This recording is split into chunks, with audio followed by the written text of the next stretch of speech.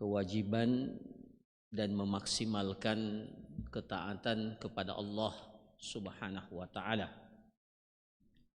Alhamdulillah, pada malam hari ini kita kembali melanjutkan kajian kita,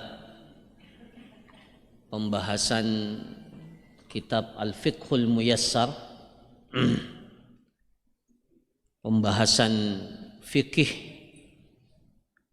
yang merupakan satu kebutuhan yang tidak bisa dipisahkan dari kehidupan kita.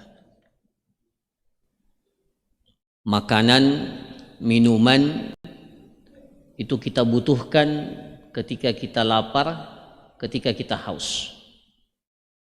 Tetapi ilmu kita butuhkan setiap saat. Maka dari sisi ini kebutuhan kita akan ilmu itu melebihi kebutuhan kita daripada kebutuhan kita akan makanan dan minuman. Maka mempelajari ilmu, mendalami ilmu, memahami ilmu, menambah kapasitas keilmuan kita, itu menjadi bagian yang tidak bisa dipisahkan dari kehidupan kita sebagai hamba Allah. Rabbi zidni ilma, begitu perintah Allah kepada Rasulullah sallallahu alaihi wasallam. Nabi itu sallallahu alaihi wasallam mendapatkan wahyu. Nabi itu mendapatkan petunjuk, diberikan oleh Allah kekuatan, bahkan mukjizat.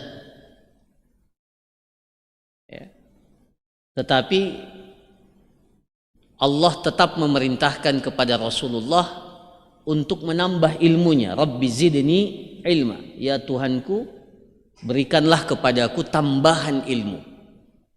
Jadi kalau kepada Nabi saja sallallahu alaihi wasallam diperintahkan oleh Allah untuk menambah kapasitas keilmuan beliau, apalagi kita. Nabi itu sudah dapat wahyu, sudah dapat petunjuk, bahkan mendapatkan mukjizat untuk menunjukkan kebenaran risalah Allah. Itu pun masih diberikan perintah untuk menambah kapasitas keilmuan. Maka menjadi lebih wajib lagi pada diri kita. Maka motivasi untuk menambah keilmuan itu harus melekat pada diri seorang muslim. Ketika ada seseorang yang merasa sudah cukup, merasa sudah berilmu, maka ketahuilah itu awal daripada kehancuran. Ketika seseorang merasa bahwa dia sudah tidak lagi membutuhkan ilmu. Nabi Musa alaihi salam, dalam surah Al-Kahfi yang sering kita baca, Nabi Kalimullah, posisinya sebagai seorang nabi, seorang Kalimullah yang langsung diajak berbicara oleh Allah, bahkan dikategorikan sebagai ulul azmi minar rusul. Itu masih diperintahkan oleh Allah berjalan menuntut ilmu, menimba ilmu dari Khidir alaihissalam. Khidir alaihissalam disuruh bersabar untuk belajar kepada Khidir. Terlepas apakah Khidir itu nabi atau tidak, diperselisihkan oleh para ulama.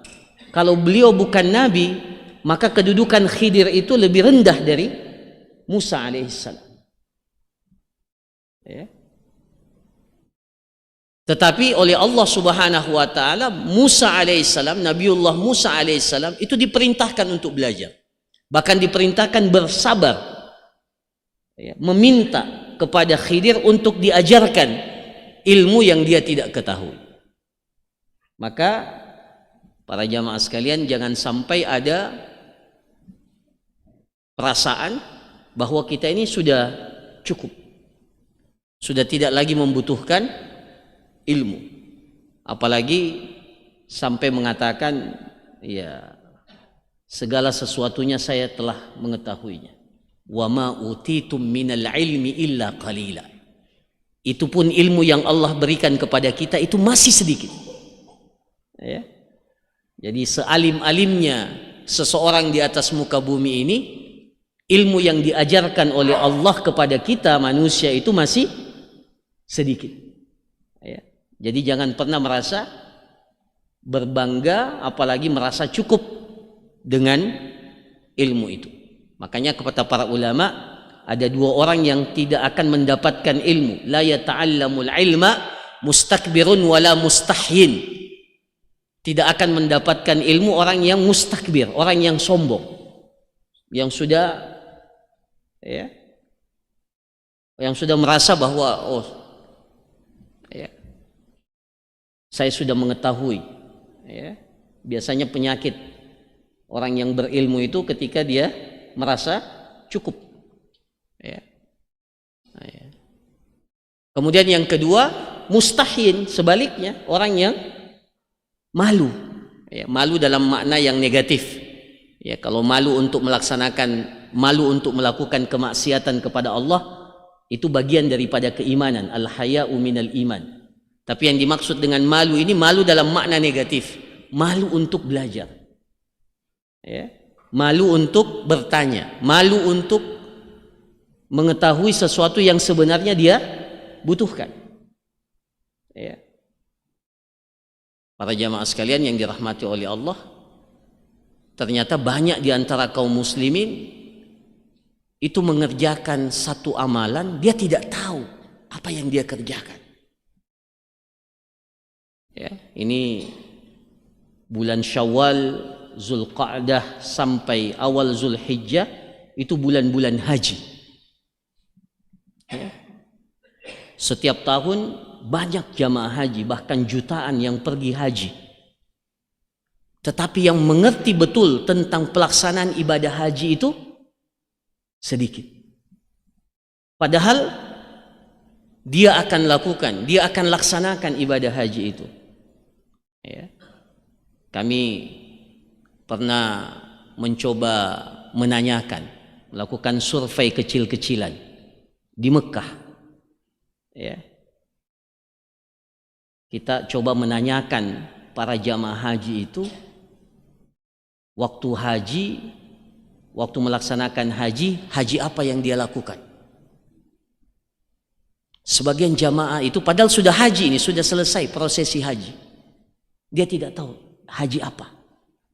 Padahal haji itu ada 3 kan, haji tamattu, haji ifrad, dan haji qiran. Diambil haji apa? Padahal haji itu harus ditentukan. Kalau kita mau haji, harus kita tentukan pada saat kita berniat, mau ambil haji tamattu kah, haji ifrad kah, atau haji qiran. Karena itu akan menentukan proses manasiknya. Ya, akan berbeda tawafnya, akan berbeda sa'inya. Maksudnya kewajiban tawaf itu akan berbeda, bahkan niatnya pun akan berbeda. Nah, kalau ditanya setelah haji, bahkan sebagian sudah dipanggil Pak Haji, Bu Haji. Bahkan marah kalau tidak disebut Pak Haji, Bu Haji. Tapi ketika ditanya, waktu haji, ambil haji apa? Dia jawab, tidak tahu. Cuma sekedar ikut-ikutan. Nah, para jamaah sekalian yang dirahmati oleh Allah, maka maka menjadi kewajiban kita untuk mengetahui, berilmu, menambah kapasitas keilmuan kita, dan jangan pernah kita merasa cukup. Semakin kita belajar, semakin kita merasa bahwa apa yang kita tidak ketahui masih jauh lebih banyak daripada apa yang kita ketahui. Tapi jangan gara-gara itu ada mengatakan, mendingan jangan belajar. Ada kan yang mengatakan kalau begitu tidak usah belajar. Ya, justru itulah pentingnya kita belajar. Ya. Karena semakin kita belajar, kita semakin tawadu, kita semakin tahu bahwa ternyata apa yang kita ketahui masih lebih banyak dari apa yang kita ketahui. Maka mudah-mudahan Allah Subhanahu wa taala memberikan taufik, memberikan petunjuk, keistiqomahan kepada kita untuk tetap merasa haus akan ilmu ini dan merasa perlu untuk selalu meningkatkan kapasitas keilmuan kita. Dan belajar itu tidak mesti harus lewat hal-hal yang sifatnya formil, ya. Bahkan berkah ilmu itu terkadang kita dapatkan dalam majelis-majelis yang seperti ini. Karena kalau kita belajar di kelas, belajar di bangku kuliah umpamanya, itu biasanya keikhlasannya berkurang karena dituntut ada ujian, ada ijazah yang kita mau dapatkan. Tapi kalau ini kan tidak ada ujiannya, tidak ada ijazahnya, ya. Maka insya Allah mudah-mudahan keikhlasannya menjadi lebih besar, ya. Semangatnya menjadi lebih termotivasi dibandingkan, ya. Bukan berarti jangan belajar di bangku kuliah, ya. Tidak seperti itu maknanya. Cuma kalau kita ingin ukur, biasanya kalau kita belajar di bangku kuliah atau di lembaga-lembaga formil, biasanya motivasinya itu ada motivasi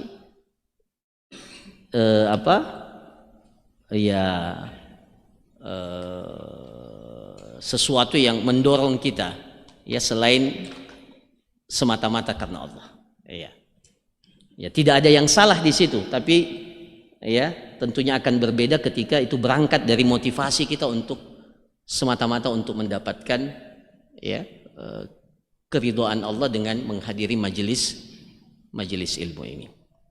Para jamaah sekalian yang dirahmati oleh Allah, kemudian alhamdulillah pelajaran kita masih dalam bab fikih muamalat, ya. Sebelum selesai atau sebelum kita masuk di bulan Ramadan, pembahasan kita yang terakhir itu pembahasan tentang al-ijarah, tentang sewa menyewa. Mudah-mudahan ilmunya masih ingat, ya, atau ya sudah dilupa. Ya, mudah-mudahan tidak seperti itu, ya, masih diingat. Nah, pentingnya murajaah, pentingnya kita ulangi ilmu itu. Nah, maka masuk pada pembahasan yang ke bab yang ke-12 dari kitab Al-Fiqhul Muyassar. Malam hari ini pembahasan kita adalah al-muzara'atu wal musaqah, tentang muzara'ah dan musaqah, ya. Apa itu muzara'ah? Apa itu musaqah? Ya. Di sini dikatakan ada ada 3 pembahasan utama yang disebutkan dalam bab ini. Pertama, makna muzara'ah dan musaqah. Al-muzara'ah itu dari kata zara', menanam pohon, ya. Al-muzara'ah itu adalah di sini dalam kitab ini dikatakan daf'u ardin liman yazra'uha au habbin liman yazra'uhu wa yaqumu alaihi bi juz'in ma'lumin musya'in minats thamarah. Jadi muzara'ah ini semua terkait dengan pertanian dan perkebunan, ya, cocok tanam. Jadi muzara'ah itu masuk dalam kategori akad kerjasama, ya. Kita sudah belajar tentang syarikah. Ada berapa jenis syirkah?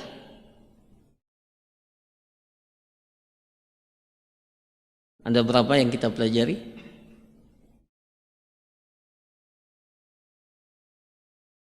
Masya Allah.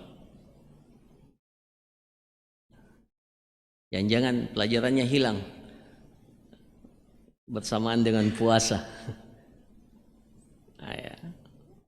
Nah, syirkah yang kita pelajari itu masuk dalam syirkatul uqud, syirkah dalam akad. Syirkah dalam akad ada syirkatu ainan, ya, syirkatu al-badan, ada syirkatul wujuh, ya. Secara umum itu pada kerjasama yang dilakukan oleh seseorang yang memiliki harta atau memiliki kemampuan untuk bekerja. Nah, sama juga dengan muzara'ah dan musaqah ini. Ini bentuk kerjasama tetapi dikhususkan pada pengelolaan ya pertanian atau perkebunan, cocok tanam. Nah, jadi al-muzara'ah ini disebut di sini adalah darfu ardin liman yazra'uha, menyerahkan sebidang tanah kepada seseorang yang akan menggarapnya. Jadi ada orang yang punya tanah dan ada orang yang diberikan kepadanya tanah itu untuk dikelola, digarap. Au habbin liman yazra'uhu, atau dia menyerahkan hab itu bibit atau biji-bijian kepada seseorang yang kemudian orang itu akan menanam biji-bijian itu, memeliharanya sampai menghasilkan. Wa yaqumu alaihi bijuz'in wa yaqumu alaihi, dan memeliharanya. Jadi bukan hanya sekedar menanam, tapi dia yang memelihara tanaman itu sampai dia sampai berhasil, sampai menghasilkan. Bijuz'in ma'lumin musya'in minas samarah, dengan pembagian hasil dari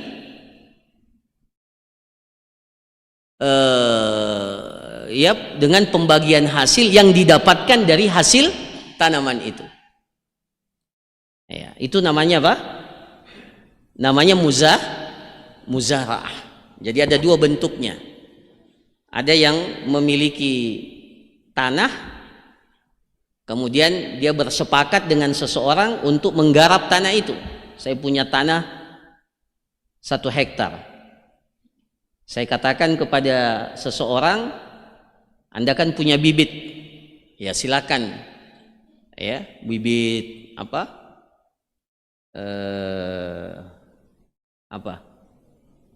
Kalau sawah, ya padi lah. Kalau kebun,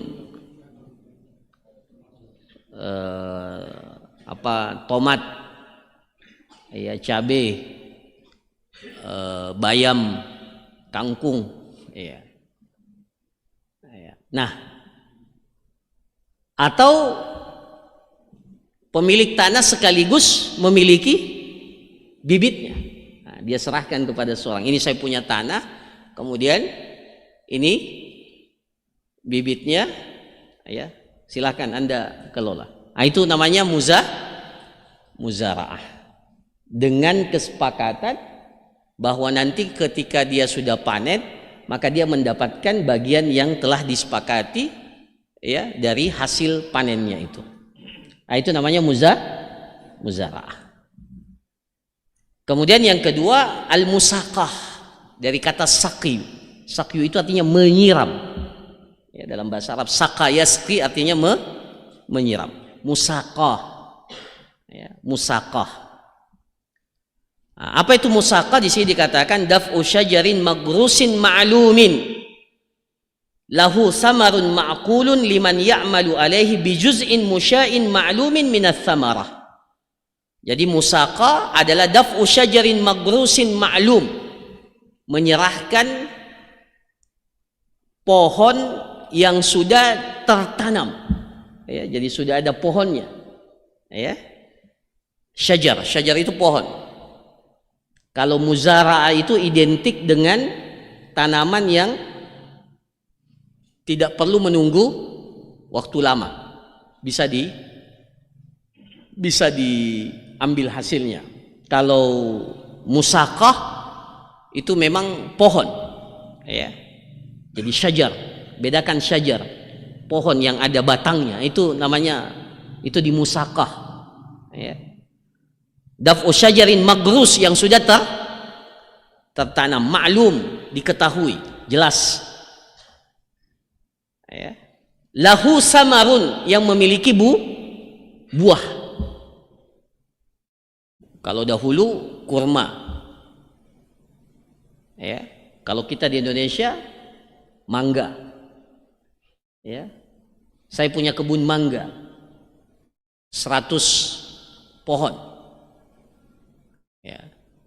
Saya serahkan kepada seseorang untuk pelihara mangga itu. Maka ini namanya musaqah, bukan muzarah. Kalau muzarah itu seperti bayam, seperti kol, tomat. Nah, itu muzarah. Kalau musaqah, pohon durian. Kita serahkan. Saya punya kebun durian, ada 100 pohon dalam kebun itu. Saya serahkan kepada seseorang untuk memeliharanya. Itu namanya musaqah. Ya. Syaratnya adalah samarun ma'kul, buahnya bisa dimakan atau dimanfaatkan. Ya. Dimakan ini maksudnya karena itu yang umum ya, yang lazim. Tapi ada buah juga yang tidak dimakan, seperti sawit. Sawit itu dimakan enggak? Dimakan? Sawit? Enggak kan? Tapi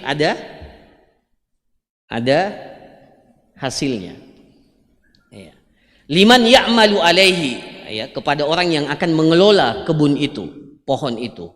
Bijuz'in musya'in ma'lumin minas samarah, dengan hasil yang, dengan pembagian hasil yang disepakati dari hasil tanaman itu. Ya. Jadi para jamaah sekalian, di sini dibedakan antara muzara'ah dan musaqah. Jadi kalau muzara'ah itu pada al-hubub, pada biji-bijian yang ditanam kemudian tumbuh dalam waktu yang tidak lama, itu namanya muzara'ah.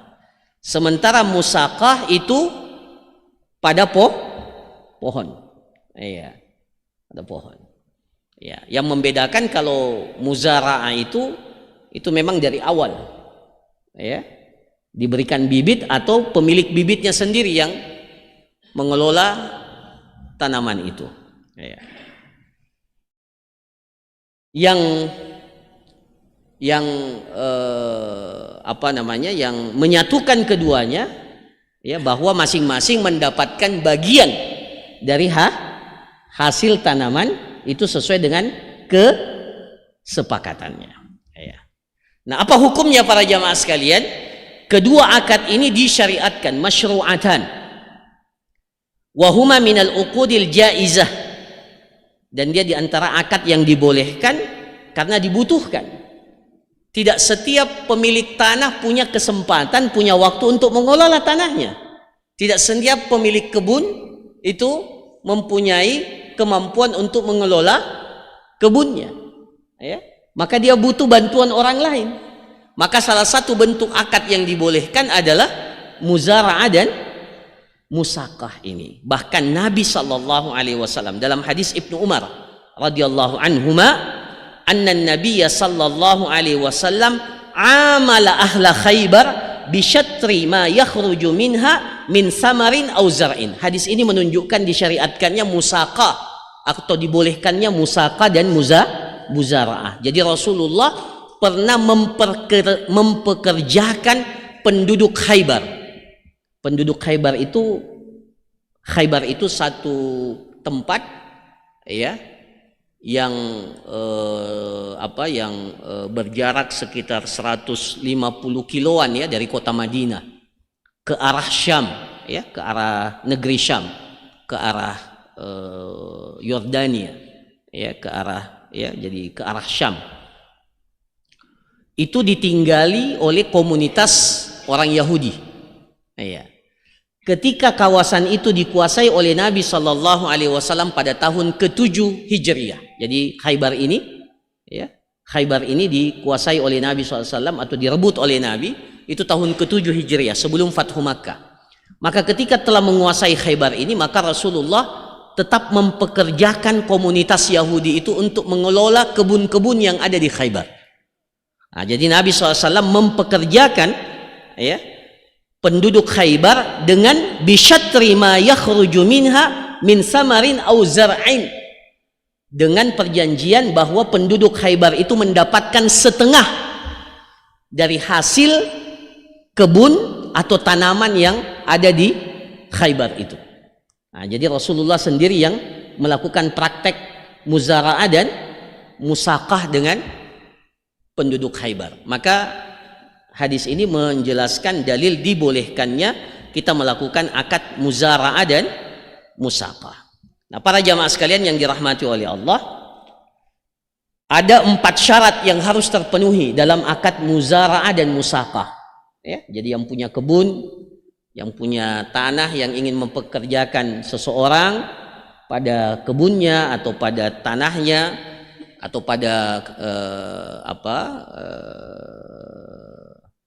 kebun yang dia miliki, itu kalau mau akad muzara'ah dan musaqah maka ada 4 syarat. Yang pertama, bahwa ini sering kita ulangi, bahwa yang melakukan akad itu adalah orang-orang jaizut tasarruf, orang yang dimasuk dalam kategori memiliki kelayakan untuk melakukan tindakan pada harta yang dimiliki. Berapa syaratnya? Bukan yang disebut jaiz tasarruf itu selalu kita ulangi, sering sekali dalam penjelasan muamalat ada 3.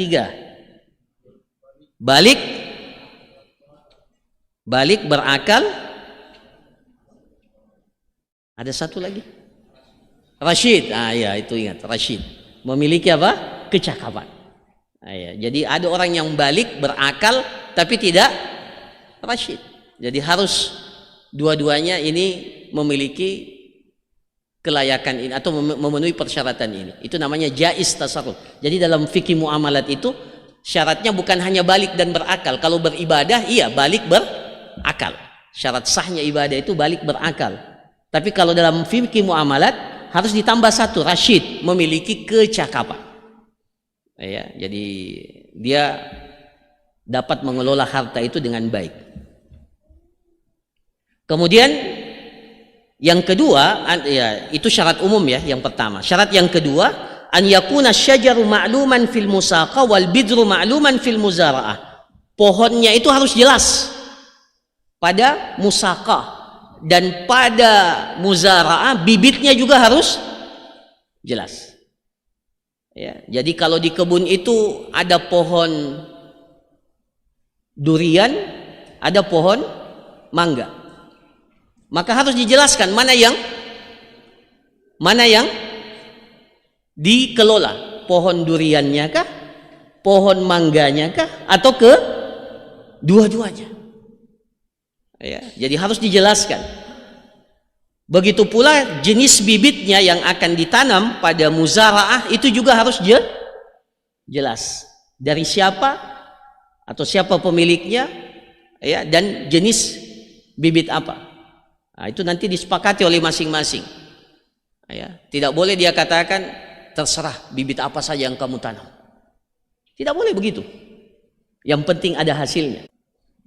Sawahnya, kalau dia sawah harus jelas mau apa, bibit padi apa. Yang ternyata padi banyak. Jangan sampai dia mau apa sih, kita tidak tahu. Ya, apa namanya? Iya, iya, dia tanam yang lain.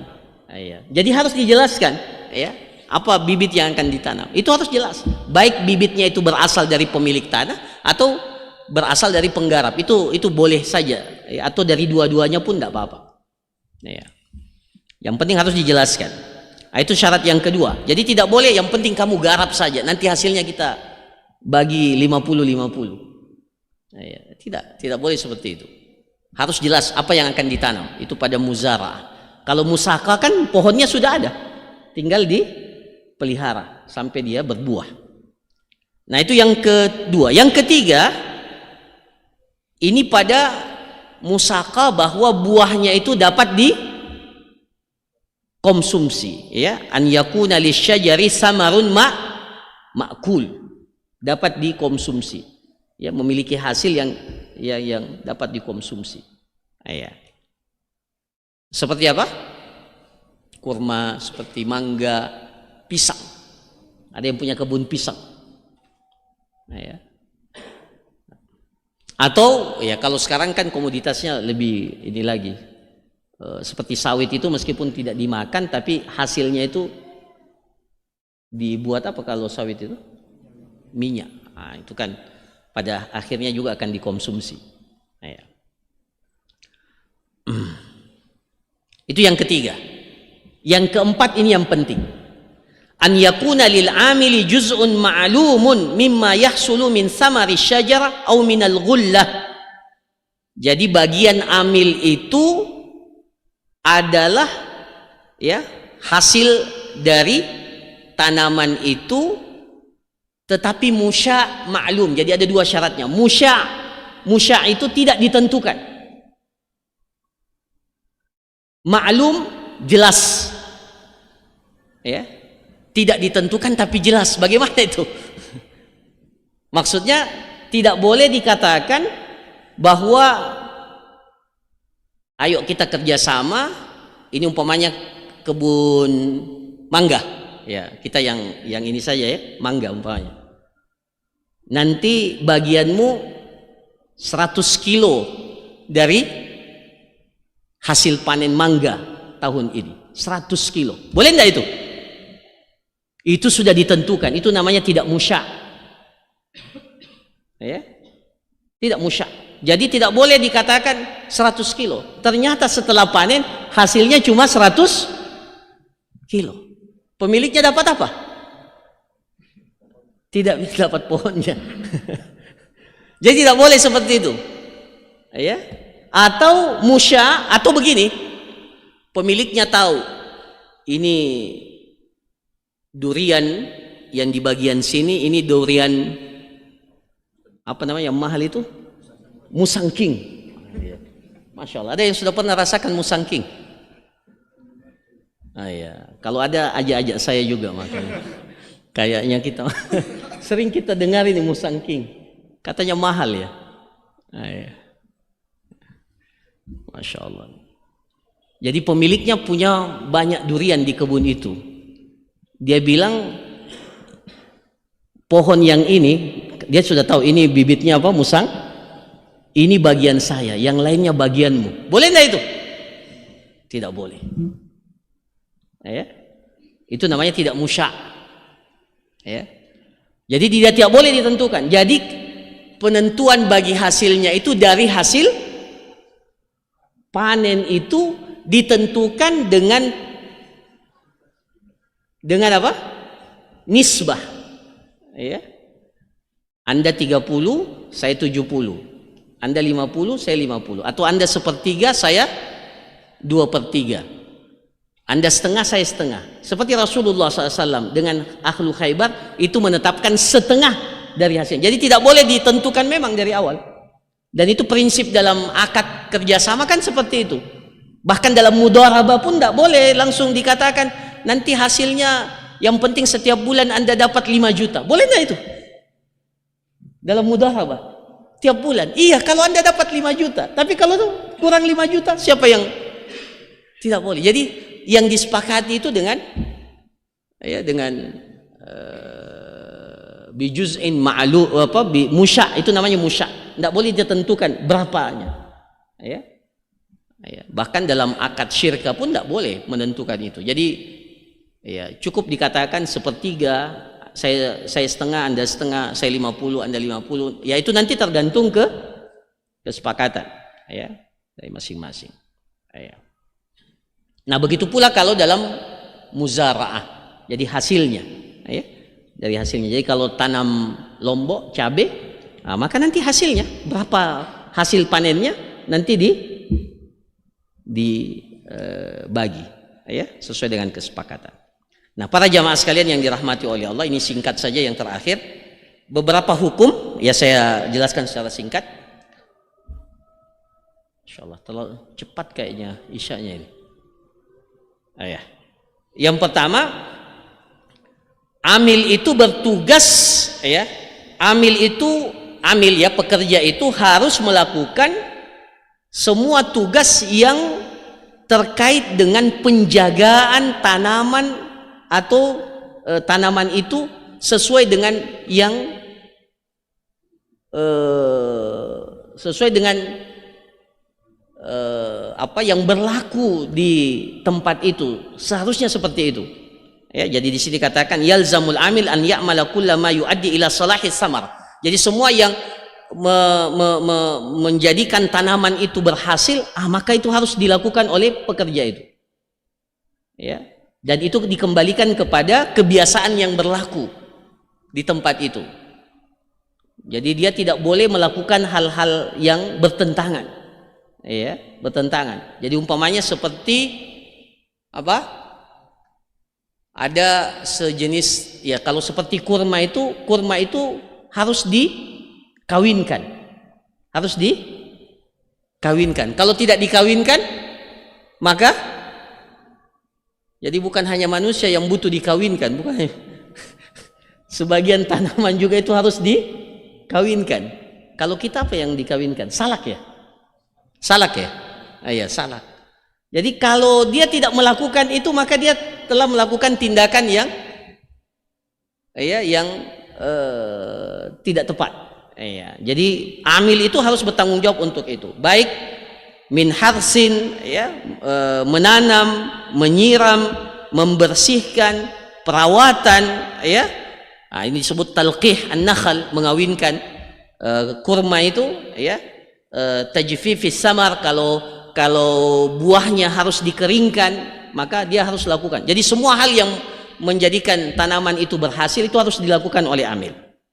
Adapun yang kedua, pemilik tanah itu bertanggung jawab dalam menjaga tanahnya itu. Jadi semua yang terkait dengan tanah itu maka menjadi tanggung jawab siapa?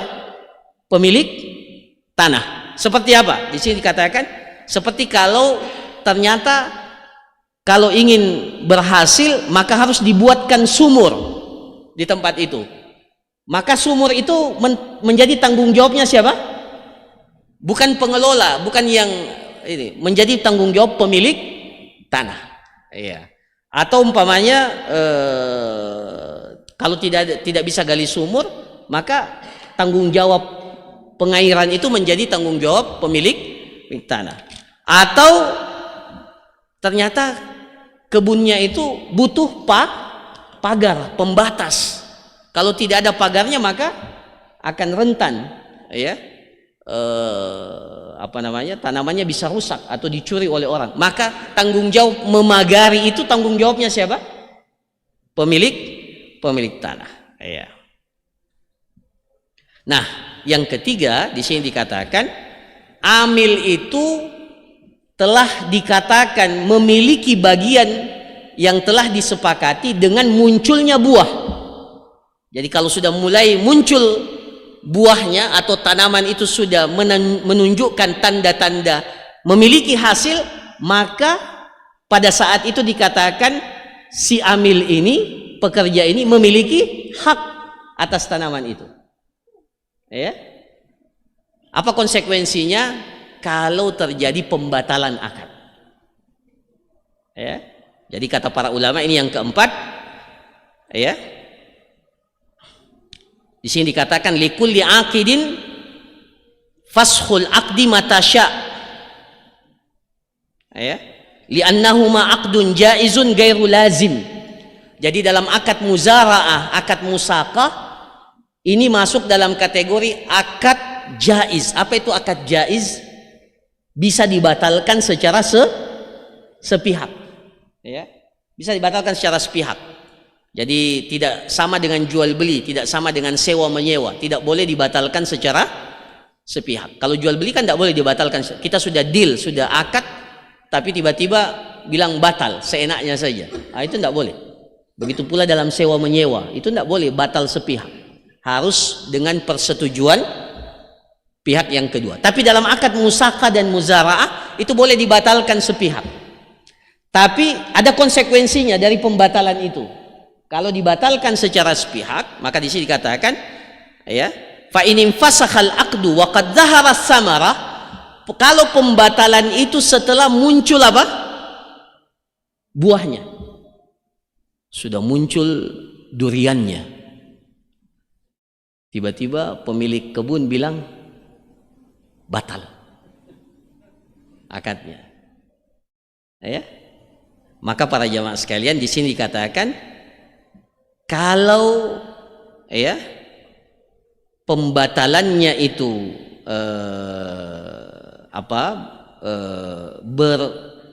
kembali kepada pemilik tanah. Kalau pembatalannya itu yang batalkan siapa? Pemilik tanah, maka pembagiannya masih tetap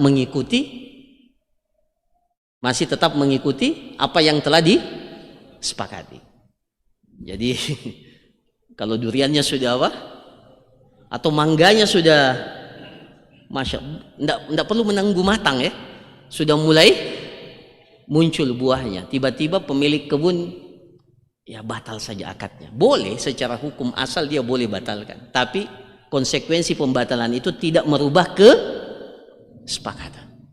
Jadi tetap nanti setelah panen hasilnya tetap sesuai dengan kesepakatan. Setengah-setengah 50-50 tetap 50-50. Ya. Tapi kalau pembatalannya itu ya, di sini dikatakan fa in fasakhal amilu qabla tulu'iz za'r wa duhuri thamara fala syai'a lahu. Tapi kalau pembatalannya itu dilakukan oleh si amil sebelum muncul buahnya, maka dia tidak mendapatkan apa-apa. Dia tidak mendapat apa-apa. Ya. Tapi ya karena dia sendiri yang menjatuhkan haknya, ya. Jadi seakan-akan kalau dia yang membatalkan, maka sebenarnya dia telah menjatuhkan haknya atas kebun itu. Ya, itu kalau pembatalannya dari amil, ya, karena dia sudah ridha dengan bahwa dia tidak mendapatkan apa-apa karena belum muncul kalau belum muncul buahnya. Tapi kalau pembatalan sebelum muncul buah itu dilakukan oleh pemilik tanah, ya, pemilik tanah, maka di sini dikatakan fa in fasakha rabbul mal qabla duhuri thamara wa ba'da syuru' fil amal. Tapi orang ini sudah bekerja, tiba-tiba meskipun belum muncul buahnya, tapi si pemilik tanah langsung batalkan secara sepihak. Amilnya dapat apa? Nah, maka kata para ulama kita fal amil ujratu amalihi. Si amil itu meskipun tidak dapat hasilnya maka tetap diberikan upah yang sesuai dengan kerjanya. Itu kalau pembatalannya dari siapa? Pemilik tanah. Ya. Jadi dia tetap diberikan upah dan pekerja itu berhak menuntut upah. Tidak boleh dikatakan kan kita sepakat hasilnya. Tidak. Anda yang batalkan. Pemilik tanah yang batalkan. Maka kalau pemilik tanah yang batalkan maka dia bertanggung jawab untuk memberikan upah. Jadi ini berbeda kalau yang bekerja itu amilnya itu yang membatalkan ya dengan pemilik tanah yang membatalkan. Nah, para jamaah sekalian yang dirahmati oleh Allah, kalau ternyata setelah dipelihara, disiram, ditanam sesuai dengan SOP ya kalau kita, pada waktunya tidak ada hasilnya, ya, tidak ada hasilnya, maka seperti apa yang biasanya ada hasilnya dan seperti durian ya yang saya tahu itu bisa saja dalam tahun itu durian itu tidak, padahal sudah dipelihara, sudah diberi pupuk dan seterusnya, tapi tiba-tiba tidak ada qadarullah, ya qadarullah, tidak ada hasilnya. Maka kata para ulama tidak ada bagiannya, si amil itu tidak ada bagiannya ya karena sama-sama apa? Iya qadarullah. Itu di situ. Jadi akad kerjasama itu begitu. Ya sama kalau kita akad mudharabah tiba-tiba tidak ada untungnya.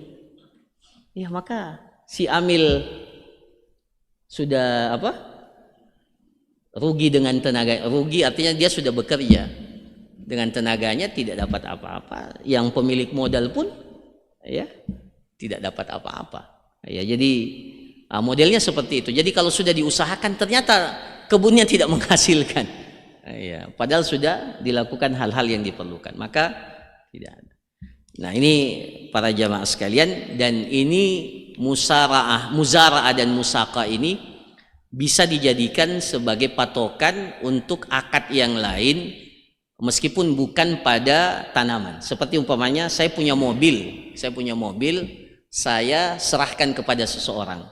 Anda kelola mobil saya dan nanti hasilnya kita bagi 60-40 atau 40-60, terserah, 50-50. Itu mirip dengan apa? Musaka muzara'ah, ya. Jadi para ulama menyebutkan akad itu mirip dengan musaka, meskipun tidak dikatakan muzara'ah, tidak disebut musaka, tapi itu mirip. Ya, jadi ada orang punya, bukan mudarabah. Kalau mudarabah itu kata para ulama modalnya itu harus bentuk uang, itu namanya mudarabah. Tapi kalau barang, itu mirip dengan musaka. Jadi kalau punya mobil, punya rumah umpamanya, ini rumah saya, Anda yang kelola, nanti hasilnya kita bagi 2. Ya, dikontrakkan nanti kita bagi 2. Itu namanya mirip dengan musakah, mirip dengan muzara'ah, tapi tidak disebut mudarabah. Ya. Saya kira demikian para jamaah sekalian apa yang disampaikan, mudah-mudahan bermanfaat. Ada pertanyaan atau cukup? Ya, silakan.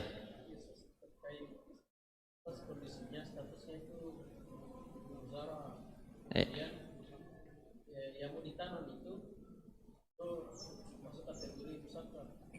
Gimana itu? Maksudnya ada tanah kosong kemudian disepakati untuk tanam pohon. Kan biji-bijian yang mau ditanam. Ya.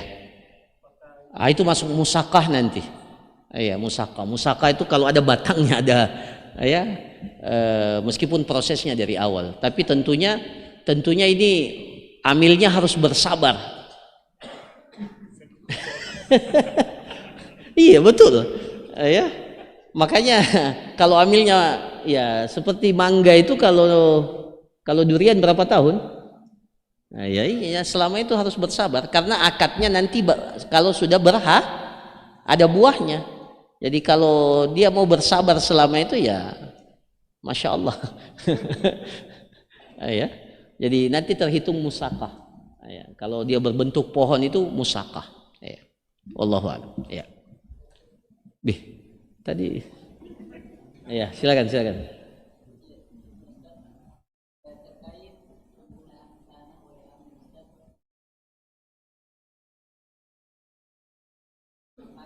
Ya, sawah berarti.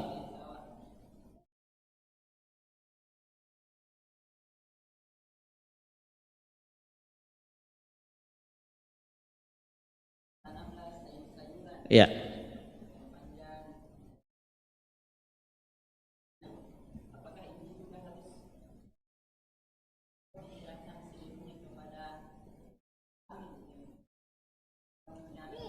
Ya.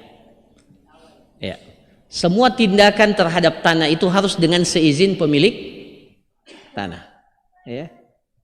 Pemilik tanah. Jadi kalau dia mau tanam di sampingnya itu apa? Makanya harus ma'lum, harus diketahui. Syaratnya itu, ya. Pada keduanya itu harus ma'lum. Jadi kalau dia mau tanam tambahan, maka kecuali kalau di daerah itu kebiasaannya yang seperti itu tidak dianggap. Ya, kalau kebiasaan yang berlaku di daerah itu maka boleh-boleh saja. Tapi hukum asalnya dia harus meminta izin. Saya mau tanam tambahan. Kalau yang pemilik tanah mengatakan yang penting sawahnya padinya saja, yang lain ya itu jadi yang disepakati cuma makanya dikatakan harus jelas biji-bijiannya apa, ya, tanamannya apa, harus jelas. Ya, wallahu a'lam. Ya. Ya, satu.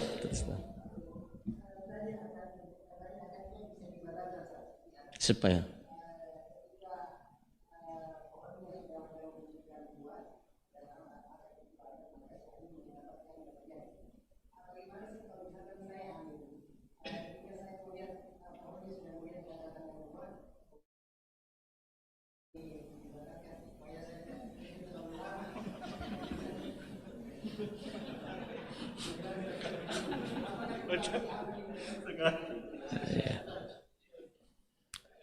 Ada kaidah fikih begini, ya.